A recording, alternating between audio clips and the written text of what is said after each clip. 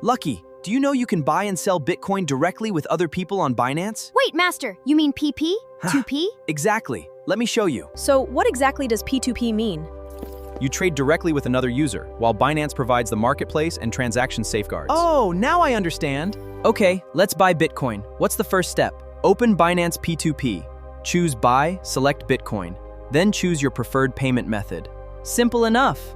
Now compare the offers carefully. Check the seller's price, payment method, completion rate, and available amount. So we shouldn't just pick the cheapest one? Exactly. After choosing the seller, what do? Place the order.